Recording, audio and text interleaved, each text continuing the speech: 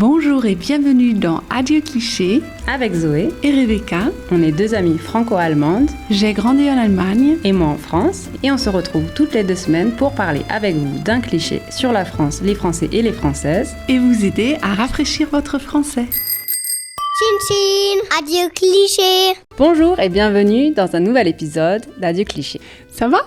Ça va et toi? Oh, ça va très bien, il fait beau aujourd'hui. Le soleil, l'été, la vie est belle. La vie est belle et c'est tant mieux. C'est mon papa qui a toujours dit. La vie est belle et c'est tant mieux. Tu connais cette expression? Je connais la vie est belle, mais je connais pas la deuxième phrase, elle est belle. Et c'est tant mieux. Ouais, tout va bien. Oui. La vie est belle et c'est comme ça. Et d'ailleurs, aujourd'hui, on va parler, comme on dit, la vie est belle, du savoir-vivre français, du savoir-faire français. Exactement. Donc, pour rappel, dans Adieu Cliché, toutes les 2 semaines, on vous parle d'un cliché ou d'un thème du quotidien. Et aujourd'hui, le cliché, un des premiers clichés, je pense, quand on parle de la France, est-ce que les Français et les Françaises mangent du pain et du fromage tous les jours? Et surtout, est-ce qu'ils boivent du vin tous les jours? Intéressant. On en parle. Oui. Alors, moi, je me rappelle des fêtes de famille françaises ou des rencontres françaises quand on venait d'Allemagne en France, chez mes grands-parents, on se rassemblait autour d'une grande table et il y avait toujours de la baguette. La baguette, elle fait partie de vraiment chaque plat. Tu veux dire ça? Exactement. C'est tous les jours, les Français? Ah oui, avec chaque plat, non? Ouais. Il y a toujours, quand tu as un plat principal, tu as toujours 1 à 2 tranches de baguette à côté, qui accompagnent le plat principal, qui accompagne la soupe le soir. Elle fait partie de chaque repas. Absolument. La baguette, pour moi, c'est même une expérience du quotidien pour moi. Donc, aller dans une boulangerie, on en a parlé la dernière fois, commander une baguette, parler avec le boulanger ou la boulangère, et surtout sortir de la boulangerie avec une bonne baguette, encore mieux si elle est chaude, et trancher la baguette avec la main. Oui. Ça, c'est français. Alors, écoutez, moi jusqu'ici, par moment, je pensais qu'on pouvait couper la baguette avec le couteau. Non. Mais c'est une erreur, des plus grandes erreurs françaises. Jamais couper une baguette avec le couteau.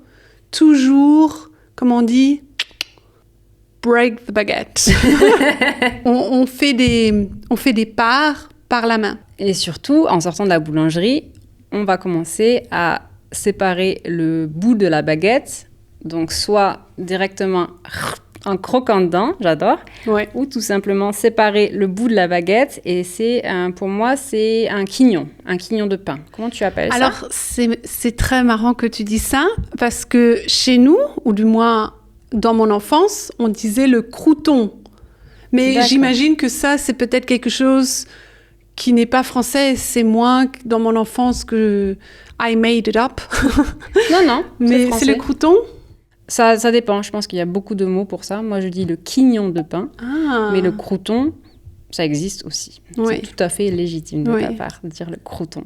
Alors souvent, en France, on n'achète pas qu'une baguette, on achète 3-4 baguettes qui dureront toute la journée pour le petit déjeuner, pour le midi, pour le soir et pour le goûter. Le goûter, justement, je voulais en parler. Le goûter, je crois que c'est très français.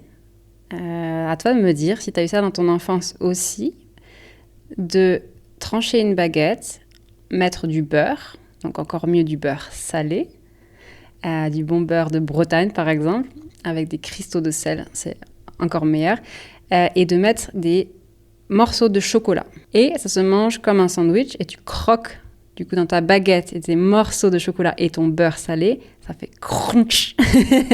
Est-ce que tu connais ça? Je connais bien, il n'y a rien de mieux. Moi, je vois l'image de ma mamie, le goûter, donc vers 16h. Donc, pareillement, nous, c'était pas forcément du beurre salé, c'était du beurre doux. Mais le beurre salé, en effet, la combinaison est pas mal. Et je la vois sortir la boîte du chocolat. C'était surtout du chocolat noir. Elle prenait un petit couteau. Elle prenait le chocolat et elle le râpait. Donc, c'était des petits bouts qui tombaient sur la baguette. Et à la fin, tu avais une tranchée. On dit ça, une tranchée? Une tranche de baguette remplie de chocolat. C'était une mémoire d'enfance magnifique. Donc, ta mamie française. Ma mamie française, oui. D'accord. Oui. Moi j'adorais aussi. Et on avait le matin, le petit déjeuner par exemple, je vois tremper une tranche de baguette, encore mieux si c'était dans le grille-pain, donc le toaster, le grille-pain. Tremper ton bout de baguette dans un bol. Tu connais les bols? Ah oui, bien évidemment. Juste pour que vous sachiez, on dit ça en français, sachiez? Sachiez, très bien. Un bol... pour les étrangers, ils utilisent le bol, en fait, par exemple en Allemagne, que pour manger du muesli dedans. Jamais un Allemand, ou même d'autres pays, ils vont boire leur café d'un bol de muesli. Ça, c'est quelque chose, ma famille allemande m'a toujours regardé, mais qu'est-ce que tu fais? Alors qu'en France, les bols remplis de café, on prend la baguette... un petit bout, et on trempe la baguette dedans, on la mange, toujours sucré. Un Français ne va jamais manger du fromage au petit déjeuner. Ouais, je pense peut-être que ça change un petit peu. Je ne suis pas trop d'actualité justement en France, après plus de 10 ans à Berlin, mais je pense que ça reste très traditionnel le matin de manger de la baguette avec de la pâte au chocolat, de la confiture et du beurre. C'est très français aussi. Et du miel. Du miel avec du beurre. Les croissants, évidemment, on les a, c'est typiquement français. Mais est-ce que ça se mange vraiment à chaque petit déjeuner, tu trouves, en France? Non, nous, c'était la tradition les week-ends. Le samedi, le dimanche, mon papy, je l'accompagnais à la boulangerie. Et là... on avait le choix entre les croissants, entre les pains au chocolat. On choisissait quelques croissants, quelques pains au chocolat. On choisissait aussi des croissants amandes, donc des croissants remplis de la pâte d'amande. Il n'y a rien de mieux. Moi, c'est vrai que ça fait un petit déjeuner très sucré. Je dirais même mais voilà, c'est français. Le petit déjeuner sucré, le bol... le beurre salé, le beurre doux. Mon oncle, quand il venait chez mes grands-parents, et on y était aussi pendant l'été, il fallait toujours du beurre salé. Il n'allait jamais manger du beurre normal. Toujours du beurre salé. Moi, je ne connaissais pas ça, mais en France, c'est connu. Ouais, les avis se partagent, évidemment. Il y a toujours du beurre doux et du beurre salé. Moi, je suis plutôt équipe beurre salé aussi. Ah oui? Ouais. J'adore le goût sucré et le goût salé en même temps, comme du chocolat noir à la fleur de sel. Ça, ou du caramel à la fleur de sel. Donc ça, c'est tout le côté Bretagne. J'adore. Et la baguette, ça sera aussi à l'heure de l'apéritif français. Donc là, on revient sur les habitudes françaises, le savoir-vivre français. C'est la baguette, donc le pain en général, mais très baguette. On a d'autres pains, évidemment, mais en comparaison avec l'Allemagne, qui est très pain complet, pain de seigle, ce genre de pain, on est quand même très pain blanc, donc baguette. Et au coup de l'apéritif, il va y avoir une bonne bouteille de vin et surtout aussi du fromage. Oui. Alors, parlons du fromage. Est-ce que c'est tous les jours chez les Français et les Françaises? Moi, je pense que c'est tous les jours. Ça ferme... je ne sais pas comment on dit en français. En effet, en Allemagne, on dit Käse schließt den Magen.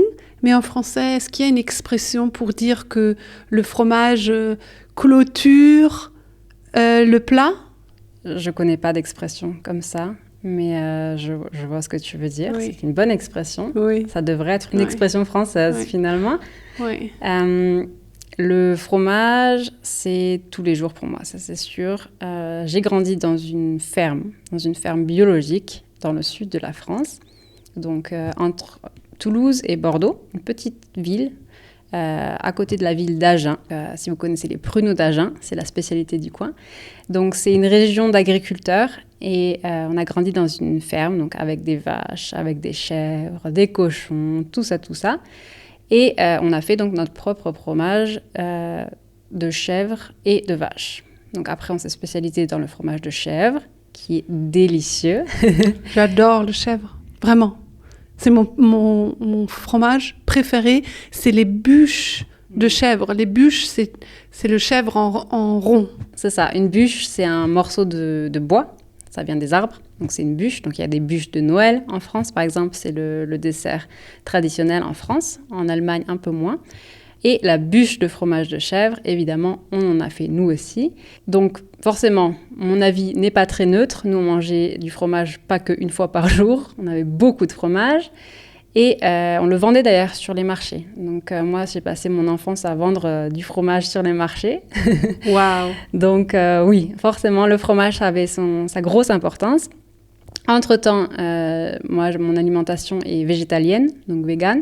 Donc, ça va être du fromage végane, mais du fromage quand même, avec une bonne baguette et le vin rouge ou vin blanc. Tu préfères quoi, toi? Ah, moi, c'est vin blanc ou rosé. Je suis pas trop fan du vin rouge. Mais ça peut changer avec les années, j'imagine. On m'a dit que quand on vieillit, on commence à apprécier le vin rouge encore plus. On va voir. Je te le souhaite. J'aime beaucoup le vin rouge. Le rosé, forcément, et le vin blanc aussi. Mais pour moi, le vin le plus français, c'est le vin rouge. C'est clair. Pour revenir à ta question, le fromage, moi, je me rappelle que, au petit déjeuner, c'est clair, les Français vont jamais manger du fromage. Alors que moi, j'adore manger du fromage au petit déjeuner. Donc après un certain temps, mes grands-parents, ils ont fait une exception que pour ma sœur et moi, venons d'Allemagne. Donc il y avait du fromage le matin. Je te dis pas la famille, comme ils nous ont regardé comment on peut manger du fromage au petit déjeuner, c'est impossible. Mais je trouve que c'est délicieux. Voilà. Alors les Français ne vont jamais manger du fromage le matin, mais le midi et le soir, pour accompagner les plats. Et puis, rester à table en France, ça met du temps. Je trouve qu'en Allemagne ou ailleurs, le repas, ça va être, je sais pas, une bonne heure. Il y a des repas en France avec justement les plateaux de fromage qui arrivent à la fin du repas. C'est tout un processus. Est-ce que tu as déjà eu des repas de famille en France qui duraient des heures? Ah oui, j'en ai eu beaucoup. Non seulement à Noël, à Pâques ou aux anniversaires, mais aussi dès qu'on se rassemblait à une table, ça durait au moins 1 heure, voire plus longtemps. Parce que pour les Français, c'est le moment convivial avec la famille, avec les amis, où on parle, on fait des pauses, on mange. Ça, c'est le savoir-vivre français. Ouais. Donc, ça veut dire, si c'est une famille donc avec des enfants, ça veut dire que les enfants, en général, vont se retrouver et aller jouer quand même. Ils ont le droit de sortir de table aussi. Mm-hmm. Mais les adultes, moi, j'ai des souvenirs de repas de famille dans ma famille maternelle, donc ma mère française, et nos grands-parents. On se retrouvait vers midi. Ça finissait à peu près 17-18 heures. Mm-hmm. Ça veut dire que c'est déjà l'heure du prochain repas, finalement. Mais au début, il va y avoir l'apéritif, il va y avoir la salade, un plat principal, peut-être encore un autre plat. Après, il y aura le fromage, le dessert, le digestif. On parle de vin, mais est-ce que tu connais les digestifs français? Je les connais bien, j'en suis pas fan, mais oui. Est-ce que tu as déjà eu des digestifs avec tes grands-parents? Certainement, mais je m'en rappelle plus. Mes grands-parents, malheureusement, ne vivent plus. C'était surtout dans l'adolescence. Je me rappelle plus. Mais raconte-moi, ça m'intéresse. J'ai vu surtout les adultes avoir des digestifs finalement. Moi, c'était dans mon enfance aussi. Mais j'ai eu quelques repas de famille en tant qu'adulte. Et donc les digestifs, donc quelqu'un de la famille ou du restaurant, sort les meilleures bouteilles, donc ça va être de l'Armagnac par exemple, ou des digestifs de d'herbes, je ne sais pas trop comment ça s'appelle, ça dépend des régions, un peu comme du Jägermeister en Allemagne, en vogue ces dernières années chez les plus jeunes, mais normalement c'est une vieille liqueur d'herbes. C'est des tout petits verres, tout mignons, vraiment des petits verres pour digestif. C'est très très fort. Mais voilà, mes grands-parents ont toujours dit, c'est bon pour digérer. Mais avant ça, il y a quand même le dessert. Oui. Et pour toi, tu te rappelles le dessert, c'était quoi? C'était une tarte aux pommes? C'est pas forcément un souvenir d'enfance pour moi, la tarte aux pommes. On avait un dessert, ma mamie, ma grand-mère a toujours fait un dessert, ça s'appelait les caillebottes. Les caillebottes, donc je pense que c'est une tradition plutôt dans la région, donc dans la Vendée. C'était une espèce de dessert sucré qui se mettait dans du café. Donc c'était dans un bain de café. Et dessus, il y avait une espèce de préparation à base de lait. Je ne sais pas exactement comment c'était fait. Et ça trempait dans le café. Et moi, j'étais enfant, forcément, je buvais avec le café. D'ailleurs, c'est ça que je voulais te demander. Est-ce que, en tant qu'enfant en France, tu as déjà eu accès à des choses qui normalement ne sont pas pour les enfants, comme du café ou peut-être des boissons à base d'alcool? Est-ce que tu as l'impression que les Français et les Françaises sont un petit peu plus relax, un petit peu plus détendu au niveau des habitudes pour les enfants? Oui, certainement, car la crème pâtissière, par exemple, elle est faite à base aussi d'alcool. J'adore la crème pâtissière. Pour moi, mon dessert préféré, c'est la tarte aux fraises, crème pâtissière, des fraises, et là, il y a de l'alcool. Mais j'ai l'impression que les Français sont un peu cool à ce niveau-là, et c'est pas des grandes doses, hein. Mais en effet, dans beaucoup de plats, il y a de l'alcool et du café. Baba au rhum et ce genre de dessert, il y a beaucoup de pâtisseries à base d'alcool. Je pense qu'on ferme un peu les yeux et les enfants ont le droit de goûter. Mais moi, je me rappelle quand même, et j'ai l'impression que c'est un petit peu moins allemand, d'avoir toujours avec des crêpes, par exemple, on a toujours mangé des crêpes avec mes parents, il y avait toujours du cidre avec les crêpes. Oui. Et du cidre, pas du cidre doux, du cidre brut en général. C'est la différence en Bretagne. Le cidre doux et le cidre brut ont un goût très différent. Et le pourcentage d'alcool est plus fort. Il y avait toujours un petit verre de cidre pour les enfants aussi. Et moi, en Allemagne, j'ai redécouvert le cidre pour moi en tant qu'adulte. Et j'ai regardé le pourcentage d'alcool dedans, qui est plus haut que pour une bière. Et je me suis posé la question, est-ce que c'était une exception ou est-ce qu'en France, juste les enfants ont le droit de boire un petit peu d'alcool? Moi, je me rappelle une situation où on était au restaurant, on mangeait des crêpes, il y avait du cidre. Et ma sœur et moi, on goûtait au cidre. Et oui, après un certain temps, mes parents ont réalisé ce qui se passait et ils ont dit « stop, on arrête ». Car le cidre, c'est quand même, comme tu dis, il y a beaucoup d'alcool. Donc, il faut faire attention. Quand vous allez en crêperie avec vos enfants, faites attention. Ouais, c'est quand même du cidre donc quand j'étais enfant, du café avec les caillebottes au dessert. J'ai eu la conversation avec ma femme il n'y a pas longtemps sur d'autres boissons en France. Le coca. Donc moi, en tant qu'enfant, j'avais souvent le droit de boire du coca. Donc, c'était du coca bio, on était dans un mode de vie quand même plus bio et un peu plus sain, mais c'était quand même à base de caféine, c'était du coca. Donc en Allemagne, on dit plutôt cola, non? Cola. Coca-Cola, nous on dit coca. C'est la différence. Si vous voulez commander un coca, en France d'ailleurs, un Coca-Cola, c'est coca, un coca. Ils vont pas vous comprendre sinon, si vous dites un cola. Et donc, j'avais dit oui pour faire goûter à mon fils du coca. Et ma femme m'a regardée avec des grands yeux. Elle m'a dit, mais non, ça va pas. Et j'ai dit, mais moi j'ai toujours bu du coca quand j'étais une enfant. Et elle m'a dit, c'est pas du tout pour les enfants, il y a de la caféine dedans. Est-ce que toi, tu as bu du coca quand tu étais enfant en France? Pour être honnête, pas forcément, parce que ni mes parents, ni mes grands-parents, ni mes tantes ont acheté du coca. Est-ce que tu as bu de l'orangina, peut-être? Oui, oui. Ça, c'est très français. Oui, c'est très français. Il y a de l'alcool dans l'orangina? Non. Non. Mais je pense qu'ils sont OK pour faire goûter des choses aux enfants si tout est un peu dans la... comment on dit ? Dans la mesure. Dans la mesure, voilà, merci. Oui. Mais les boissons sucrées, c'est quand même beaucoup de sirop. Moi, dans mon enfance, on a bu beaucoup de sirop, de l'eau et du sirop. Oui. Et c'est typiquement français. Tu vois, dans les supermarchés, il y a un grand rayon avec des sirops. En Allemagne, j'ai l'impression que c'est pas vraiment comme ça. Non.